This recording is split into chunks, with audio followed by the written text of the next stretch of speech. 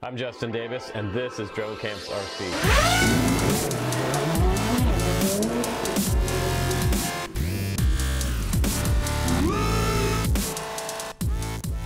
Blah, what's up guys? I'm Justin. Welcome back to the channel. Click on the link below. Please do support me on Patreon. You might win something sitting here. Awesome stuff. So let's get started with the review. Remember the Futon 2? How cool that quad was? It flew awesome. It was a 215mm quad with crazy motors on there, 2305, 2400, BL Heli 32, Holybro Atlo. Super awesome quad. Now fast forward to August 2018. We got the Fuuton Mini, just came out from Helifar. I love this. I saw this on their site and I had to have one, so I requested it specifically for the channel. And here it is with replaceable arms on the bottom. Really nice 3K carbon fiber, and you can kind of see the quality looks decent. It's got beveled edges. It has access to the flight controller through the bottom, so they did do that for us. We don't have to take the whole thing apart, and they didn't put the antenna on the side. They put it up top, and it's this sort of kind of little tiny pagoda style right hand circular polarized antenna on 5.8, and it looks like it's going to be pretty durable. LEDs and a buzzer on the back, which I love, and we have 4 removable bolts on the top. A really nice trend right now. And look at this, the switchable VTX at the very top, the F4 flight controller, the 25 amp ESCs, and you have access to put the strap on there really easily. And look at this, we have 1306 motors with 3100 kV. They seem to be kind of motored down a little bit. Normally I'd put 1408s on something like a 3-inch, but these look pretty decent. So you're going to get a little bit longer flight time out of this motor combo and the prop combo. These are dowel props, and they're 3056 3-inch props with a pretty wide cord and a nice tapered edge. Now the camera in the front, you're looking at a Runcam clone style camera, 2.3mm lens with a Sony CCD sensor inside there, and TPU side mounts, which is really nice. I love that detail. And also guys, these are branded SkyStars motors, so they are not the Helifar brand, and I see that SkyStars brand popping up more and more. But so far what I see here, when I took this out of the box, put the props on it, I knew I was going to have something really nice for freestyle or FPV racing. And you can run this on 4S 850 is what I'm going to suggest for this quadcopter. Look at the stuff in the box. You also get an FrSky instruction manual for binding up stickers from Helifar, which is cool, and you get that extra set of dowel props in here. That is really sweet. Let's go ahead and take a look at this prop a little bit closer. Look at that wide cord.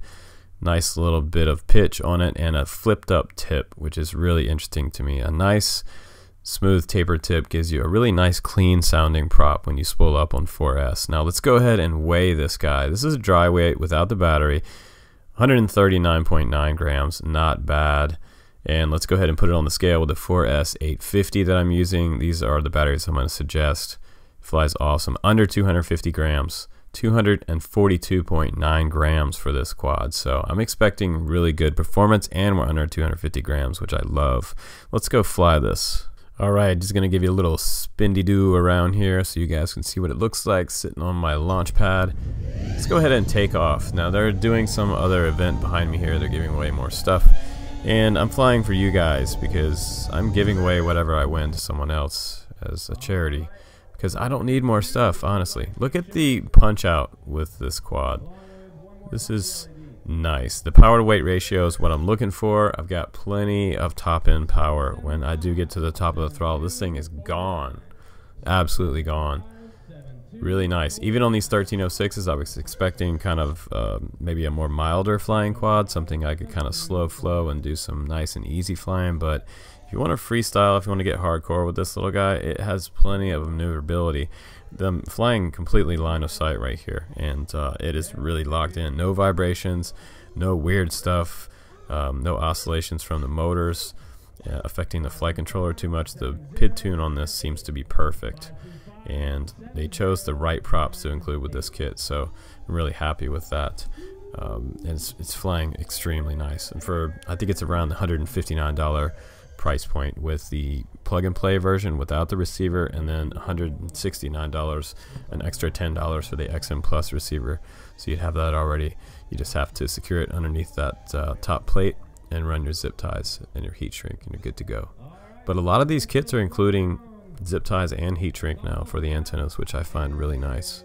So you have to go searching around for stuff. But let's go ahead, let me set this down, and let's get this guy up on a perch somewhere on a mountainside, and let's do some FPV. I think you guys are really gonna like this.